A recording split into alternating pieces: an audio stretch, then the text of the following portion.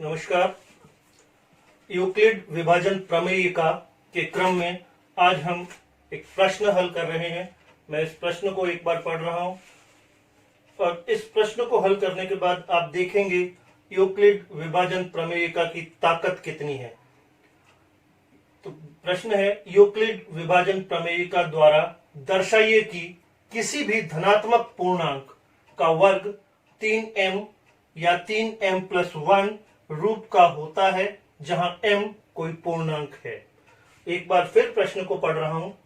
Euclid विभाजन प्रमेयिका द्वारा दर्शाइए कि किसी भी धनात्मक पूर्णांक का वर्ग 3m या 3m+1 रूप का होता है जहां m कोई पूर्णांक है।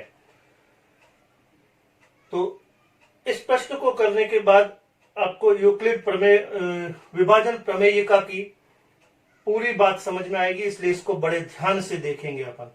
तो देखिए, सबसे पहली चीज जो यहां पर है वो है किसी भी संख्या का रूप क्या होता है, इसको हमें समझना जरूरी है। जैसे मैं आपको बताता हूं 3q 3p 3m। ये जो 3q है ये बिल्कुल स्पष्ट रूप से बता रहा है कि q का आप कोई भी मान ले लीजिए, 3q का मान क्या बनेगा, ध्यान से देखिए। मैं q को 1 लेता हूं तो 3 × 1 3, q को 2 लेता हूं तो 3 × 2 6, q को 3 लेता हूं तो 3 × 3 9, q को 4 लेता हूं तो 3 × 4 12, q को 5 लेता हूं तो 3 × 5 15। आपने ध्यान से देखा, q का आप कोई भी मान लीजिए, 3q क्या आएगा, हमेशा 3 का गुणज आएगा। हमेशा 3q का मतलब 3 का गुणज आएगा। इसी तरह से 3p 3m, हम जो चर है उसमें चाहे q ले लें, चाहे p ले लें, चाहे m ले लें, चाहे अन्य कोई चर का इस्तेमाल कर लें, ये 3 का गुणज है, ये भी 3 का गुणज है, और ये भी जो चर का यूज कर रहे हैं उससे कोई फर्क नहीं पड़ेगा। तो ये भी 3 का गुणज है, ये भी 3 का गुणज है। तो हमारे चर से कोई फर्क नहीं पड़ रहा है। इसका मतलब अगर सवाल में 3m की जगह 3p होता, 3p+1 होता, तो भी सवाल के अर्थ में कोई फर्क नहीं पड़ता। अब 3q से हम आगे चलते हैं। 3q से हमें ये पता लग गया कि ये 3 का गुणज है। इनकी आवश्यकता नहीं है क्योंकि सभी एक जैसे हैं। अब 3q+1 क्या होगा, बिल्कुल स्पष्ट दिख रहा है। 3q मतलब 3 का गुणज, उससे 1 ज्यादा। तो 3q+1 में क्या आएगा, 3 का गुणज 3 + 1 4 इसमें आएगा। 3 का गुणज 6 + 1 7 इस रूप में है, 10 इस रूप में है, 13 इस रूप में है, 16 इस रूप में है। कैसे, जब q की जगह हम 1 रखेंगे तो 3 × 1 3 + 1 4, q की जगह 2 रखेंगे तो 3 × 2 6 + 1 7, 3 × q की जगह 3 रखने पर 3 × 3 + 1। तो ये जो रूप है, ये रूप आया है 3 के गुणज से 1 ज्यादा के लिए। ये जो रूप है ये है 3 के गुणज के लिए। ये बिल्कुल दिमाग में सेट कर ले। 3q हो, 3m हो, 3p हो, इसका मतलब 3 का गुणज है वो। 3q+1 है मतलब 3 के गुणज से 1 ज्यादा है। इसी तरह से 3q+2 हो तो इसका तात्पर्य है 3 के गुणज से 2 ज्यादा है। 3 के गुणज से 2 ज्यादा कौन सा, जैसे 3 + 2 5, 5 इस रूप में है। 5 के लिए q क्या है, q है 1, 3 × 1 3 + 2 5। 8 इस रूप में है। 8 के लिए Q क्या होगा? 2, 3 इंटू 2 6 प्लस 2। 11 इस रूप में है। 14 इस रूप में है। 14 के लिए Q क्या होगा? 4, 3 इंटू 4 12 प्लस 2। तो इस आगे बढ़े तो ये होगा 3 रूप आ गए हमारे पास। 3Q, 3 का गुणज, 3Q प्लस 1 यानी 3 के गुणज से 1 ज्यादा, और 3Q प्लस 2 यानी 3 के गुणज से 2 ज्यादा, और 3Q प्लस 3। ये रूप कभी नहीं हो सकता। क्यों नहीं हो सकता? फिर से यूक्लिड विभाजन प्रमेयिका। यूक्लिड विभाजन प्रमेयिका कहती है कि R का मान कभी भी B से, हमेशा B से छोटा होना चाहिए। R का मान हमेशा B से छोटा होना चाहिए, और यहां हमारा R का मान B से छोटा नहीं है, इसलिए ये रूप कभी हो ही नहीं सकता। और वैसे भी अगर अपन ध्यान से देखें तो ये है 3 का गुणज, और 3 के गुणज में अगर 3 जोड़ेंगे तो वापस 3 का गुणज आ जाता है। समझ में आ रही बात? तो मैं एक बार फिर बोल रहा हूं, 3Q प्लस 3 क्यों नहीं हो सकता? क्योंकि 3 के गुणज में अगर 3 जोड़ेंगे तो वापस 3 का गुणज ही आ जाएगा, इसलिए ये रूप संभव नहीं है। तो यूक्लिड विभाजन प्रमेयिका के अनुसार अगर हम B को 3 लेते हैं तो इन 3 रूपों में, ये 3 रूप दिख रहे हैं, 3Q प्लस 1 और 3Q प्लस 2, 3Q प्लस 1 और 3Q प्लस 2, इन 3 रूपों में संसार के सारे नंबर आ गए, सारे पूर्णांक आ गए, सारी संख्याएं आ गई। कैसे आ गई वो ध्यान से देखिए। अब जैसे 25 के लिए मैं आपसे जानना चाहूं कि 25 किस रूप का है? 3Q रूप का है? नहीं है, क्योंकि ये 3 का गुणज नहीं है। 3Q प्लस 1 रूप का है? 3Q प्लस 1 रूप का है। क्यों? क्योंकि 24 जो है वो 3 का गुणज है, और प्लस 1 करने पर 25 आता है। तो ये 3Q प्लस 1 रूप का है, और यहां Q 8 है। यहां जो Q है ये 8 है। तो 3 इंटू 8 24 प्लस 1 25। इसी तरह से 50 किस रूप का है देखना है। 50 से पहले 48 जो है वो 3 का गुणज है। 48 में 2 जोड़ने पर 50 आता है, तो इसका मतलब 50 जो है वो 3Q प्लस 2 रूप का है। इसी तरह से अगर हम 100 कहें तो 100 किस रूप में है? 100 से जस्ट पहले 99, जो 99 है वो 3 का गुणज है, तो 100 जो है वो 3Q प्लस 1 रूप में है। इनके बीच की संख्या भी हम कोई ले सकते हैं, जैसे 72 किस रूप में है? अगर हम ध्यान से देखें तो 72 3 का गुणज है, इसका मतलब 72 3Q के रूप में है। इससे बड़ी संख्याएं भी हम ले सकते हैं, और चाहे तो छोटी भी ले सकते हैं। छोटी संख्या एक लेते हैं, 2 किस रूप में है? 2 3Q प्लस 2 के रूप में है। यहां Q 0 है, तो 3 इंटू 0 प्लस 2 बन गए। तो संसार के कोई भी संख्या को हम, किसी भी पूर्णांक, धनात्मक पूर्णांक को हम इस रूप में लिख सकते हैं। ये हमारी यूक्लिड विभाजन प्रमेयिका कहती है कि अगर हम B को 3 लेते हैं तो हम किसी भी धनात्मक पूर्णांक को इन 3 रूपों के अलावा बाहर नहीं जाएगा। या तो इस रूप में आएगा, या इस रूप में आएगा, या इस रूप में आएगा। तीनों में से किसी भी रूप में निश्चित रूप से आ जाएगा। इसके बाद ऐसा कोई जरूरी नहीं है कि 3 के साथ ही ये होगा। अगर हम 2 लेते हैं, B को 2 लेते हैं, तो 2Q 2q का मतलब क्या हुआ? 2 के गुणज, 2, 4, 6, 8। q का मान आप कुछ भी ले लीजिए, 1 लोगे तो 2 आएगा, 2 लोगे तो 4 आ जाएगा, 3 लोगे तो 6 आ जाएगा, 2 इंटू 3 6। तो इस तरह से ये है 2 के गुणज। और दूसरा होगा 2q प्लस 1, ये हो जाएगा 2 के गुणज से एक ज्यादा। ये 2 के गुणज, ये 2 के गुणज से एक ज्यादा। 2q प्लस 2 होगा नहीं, क्योंकि उस समय r जो है वो b से छोटा नहीं रहेगा। तो जब 2 लेंगे तो ये 2 ही स्थितियां बनेंगी, या तो कोई संख्या इस स्थिति में आएगी या फिर इस स्थिति में आएगी। अगर आप कुछ याद करें तो 2 के गुणज जो होते हैं उनको हम कहते हैं सम संख्याएं,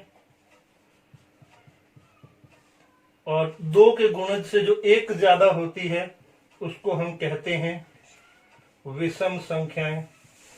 तो ये सम और विषम संख्याओं का रूप हो गया। ये 3 की गुणज संख्या का रूप था, ये 3 की गुणज से एक ज्यादा का रूप है, ये 3 की गुणज से 2 ज्यादा का रूप है। ऐसे ही b को हम 4, 5 कुछ भी ले सकते हैं, संख्याओं के अनेक रूप हम बना सकते हैं। अब एक शब्द हमने समझ लिया था, रूप। अब हमको आगे चलना है।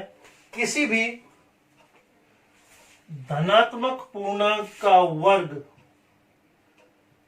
इन 2 रूपों में होता है। इसको पहले देख लेते हैं कि वास्तव में इन 2 रूपों में होता है या नहीं होता है। तो मैं कोई भी धनात्मक पूर्णांक a और यहां लिखूंगा a का वर्ग यानी उसका स्क्वायर, और यहां उसका रूप लिखूंगा, जहां मैं b को 3 ही लूंगा।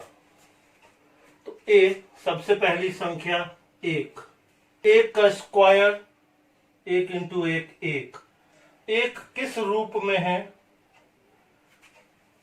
हमने अभी अभी रूप पढ़े थे, 3m 3q 3q plus 1 3q plus 2, या 3p plus 1 3p plus 2, 3m plus 1 3m plus 2, ऐसा पढ़ा था ना।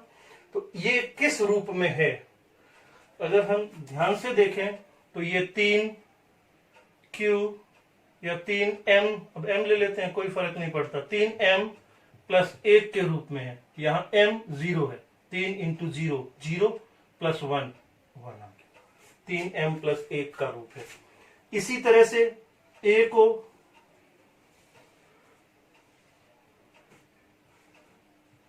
दो लेने पर उसका स्क्वायर वर्ग 4 हो जाएगा, और 4 किस रूप में है फिर से देखें तो 3m प्लस 1 के रूप में है।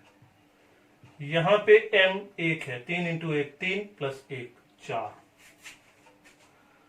a को अगर हम 3 लेते हैं तो 3 का वर्ग 9, 9 किस रूप में है? 3 का गुणज है तो 3m के रूप में है। इसी तरह से a को 4 लेते हैं तो 4 का वर्ग 16, 16 किस रूप में है?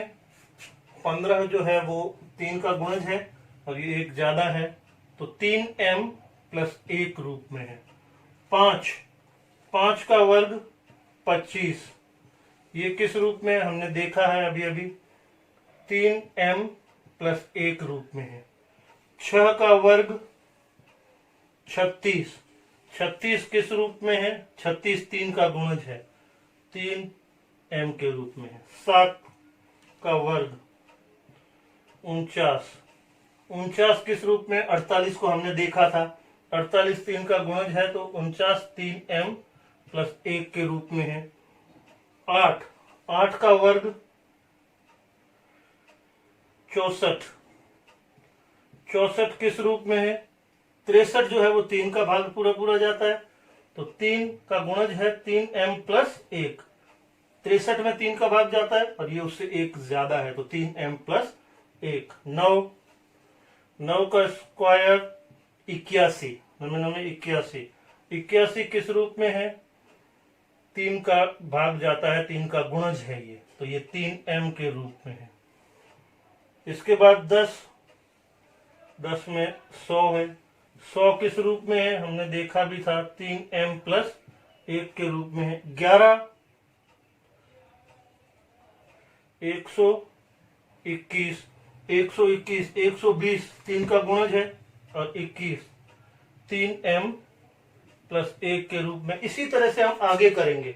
लेकिन अगर हम ध्यान से देखें तो हमें एक बात यहां से मालूम पड़ गई है कि किसी भी संख्या के वर्ग का जो हमने रूप देखा वो या तो 3m प्लस 1 का रूप आ रहा है या 3m का रूप आ रहा है।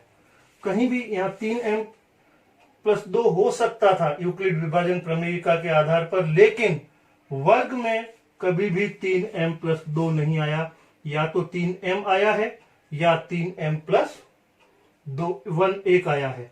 तो अब सवाल समझ में आ रहा होगा कि यूक्लिड विभाजन प्रमेयिका द्वारा दर्शाइए कि किसी भी धनात्मक पूर्णांक का वर्ग या तो 3m रूप में होगा या 3m प्लस 1 के रूप का होता है, जहां m कोई पूर्णांक है। तो ये अब हमको प्रश्न समझ में आया है। अब हमको प्रश्न में संख्या का रूप क्या होता है, किस रूप की संख्या है, हम संख्या को देखकर बता सकते हैं। तो रूप, संख्या का रूप शब्द हमें समझ में आ गया है। और पूर्णांक का वर्ग 3m और 3m प्लस 1 रूप का ही होता है, वो भी अभी हमने देखा। लेकिन अब हम यूक्लिड विभाजन प्रमेयिका के द्वारा इस बात को सिद्ध करने की कोशिश करेंगे। कैसे, वो देख लीजिए। अब हल प्रारंभ हो रहा है। अभी तक हम कुछ छोटी छोटी बातों को समझने की कोशिश कर रहे थे। तो किसी धनात्मक पूर्णांक a के लिए b बराबर 3 लेने पर, b बराबर 3 लेने पर, देखिए वही a यूक्लिड विभाजन प्रमेयिका के किन्हीं भी दो धनात्मक पूर्णांकों a और b के लिए वही बात आ गई। किन्हीं भी दो धनात्मक पूर्णांकों a व b के लिए ऐसे अद्वितीय पूर्णांक q और r विद्यमान होते हैं कि a बराबर b q प्लस r, जहां 0 छोटा या बराबर है r से और r छोटा है b से। तो किसी भी धनात्मक पूर्णांक a के लिए b बराबर 3 लेने पर, b हम अपने प्रश्न के हिसाब से, यहां हमें 3m और 3m प्लस 1 प्रूव करना है, सिद्ध करना है, इसलिए हमने b को 3 लिया। कहीं 2 के गुणज में प्रूव करना होगा तो b को हम 2 ले सकते हैं, और अन्य 5 के गुणज में प्रूव करना होगा तो हम उसको 5 भी ले सकते हैं। तो किसी धनात्मक पूर्णांक a के लिए b बराबर 3 लेने पर यूक्लिड विभाजन प्रमेयिका से a बराबर बी क्यू प्लस आर, जहां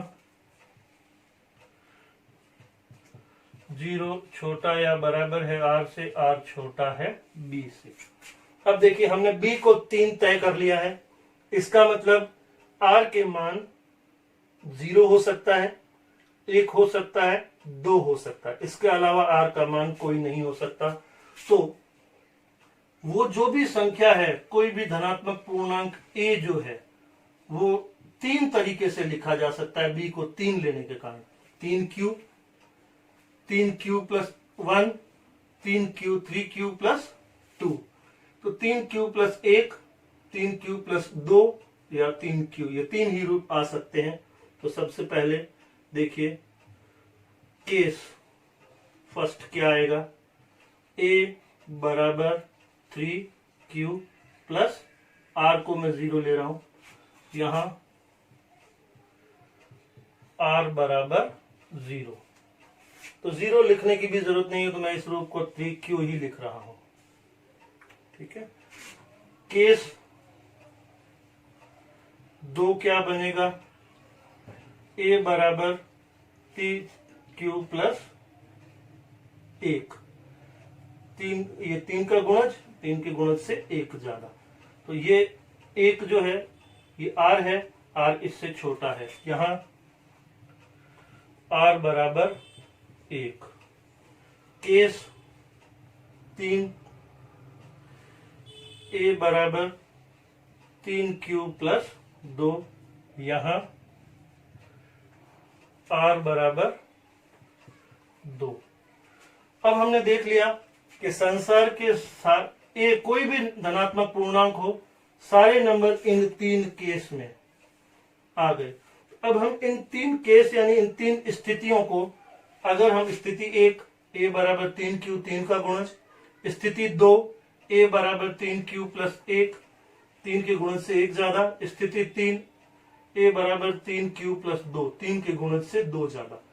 अब संसार का कोई भी नंबर हो इसमें फंस चुका है, या तो वो 3q रूप का होगा, या 3q प्लस 1 रूप का होगा, या 3q प्लस 2 रूप का होगा। अब प्रश्न कह रहा है, ये यहां तक हम कर चुके हैं, किसी भी धनात्मक पूर्णांक को हम इन 3 रूपों में समेट चुके हैं। अब इसका वर्ग हमें करना है। ठीक है, तो वर्ग एक एक केस का हम वर्ग करते हैं।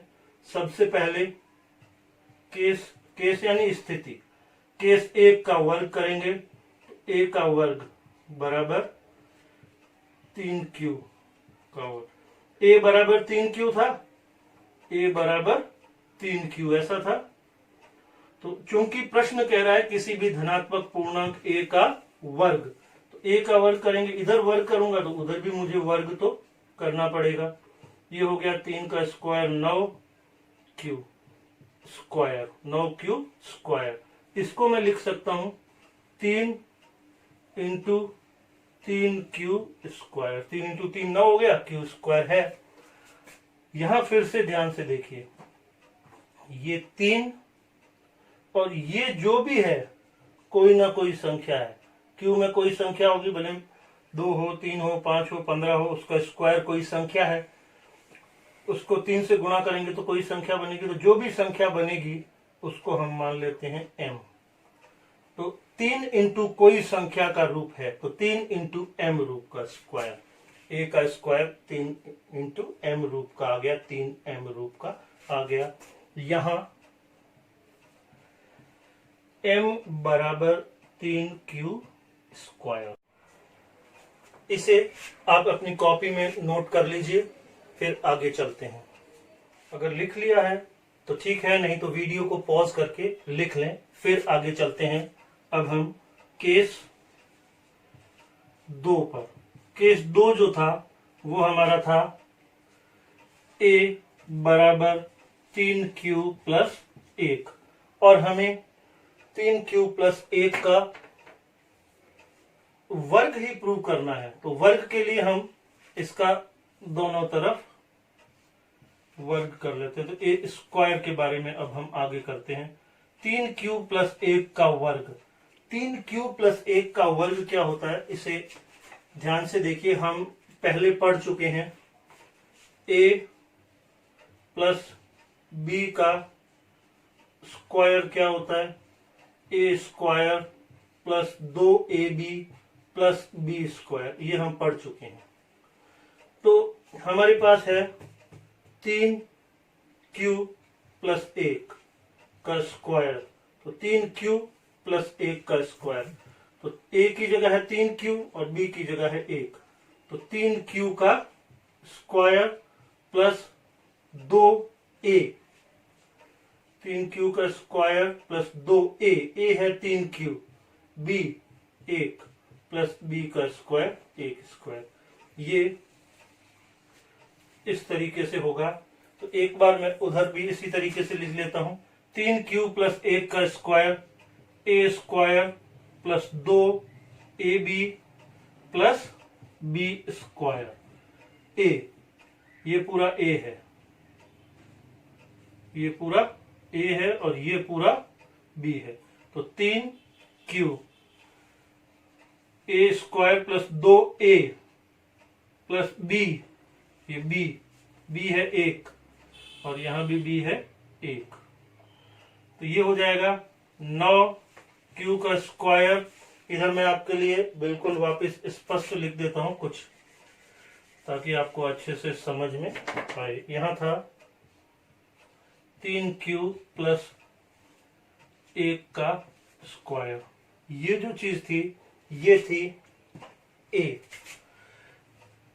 इसको हमने a बोला था पूरे को और इसको हमने b माना है।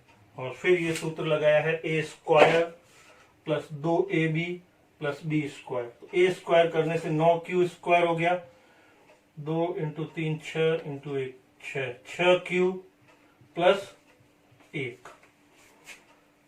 अब आगे बढ़ें तो देखिए पहले दो पदों में, पहले जो दो पद आपको दिखाई दे रहे हैं, ये पहले दो पद, पहले दो पदों में 3 कॉमन आ रहा है, 3 कॉमन आ रहा है। तो मैं 3, वैसे q भी कॉमन आ रहा है लेकिन मैं 3 ही लूंगा।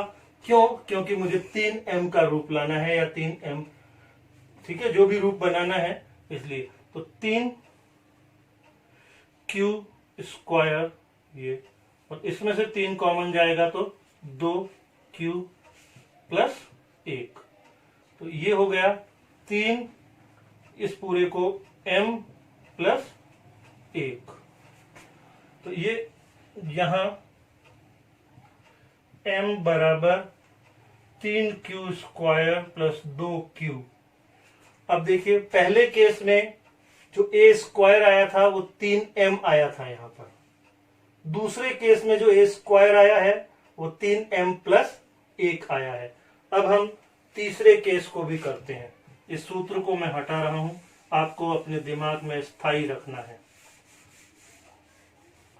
अब केस 3,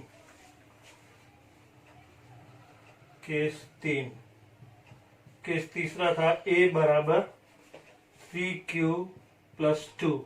तो a का स्क्वायर वर्ग करना है, अगर वर्ग करने का बोले तो वर्ग करना है, घन करने का बोले तो हर केस को घन करना है, और कुछ बोले तो वह काम करना है जो कह रहा है, प्रश्न वाला कह रहा है।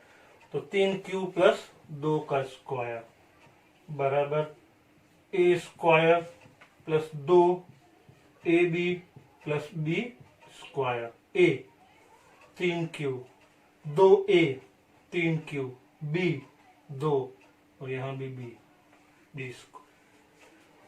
तो ये हो जाएगा आपका 9q square plus 2 into 3 6, 6 into 2 12, 12q plus 4। यहां अगर आप ध्यान से देखें तो मैं कुछ विशेष कार्य कर रहा हूं। 9q square plus 12q plus 4 को मैं कैसे लिख रहा हूं? देखिए ये मैं 4, 3 प्लस 1, ये 4 ही है। ऐसा किस लिए लिखा? ऐसा इसलिए लिखा कि यहां से यहां तक में पूरे में 3 कॉमन आ जाए, और ये 3 कॉमन आ गया तो ये रहा 3q स्क्वायर प्लस 3 कॉमन गया तो 4q प्लस 1 और फिर ये वाला बाहर वाला 1। तो ये हो गया 3, ये पूरा जो भी है ये m प्लस 1। यहां m बराबर 3q square plus 4q plus 1। तो इस तीसरी स्थिति में भी 3m प्लस 1 आया है। पहली स्थिति में 3m आया था, दूसरी स्थिति में भी 3m प्लस 1 आया, और तीसरी स्थिति में भी वर्ग करने पर 3m प्लस 1 आया। अतः उसके नीचे लिखेंगे, अतः किसी भी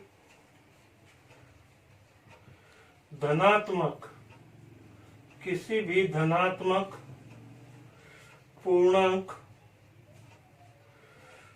का वर्ग सदैव 3m या 3m प्लस 1 रूप का होता है। ये आपका कंप्लीट हो गया। इस प्रश्न को 2 या 3 बार जरूर देखें ताकि आपको यूक्लिड विभाजन प्रमेयिका की कुछ महत्वपूर्ण बातें, बारीकियां और इसकी ताकत बेहतर तरीके से समझ में आए। धन्यवाद।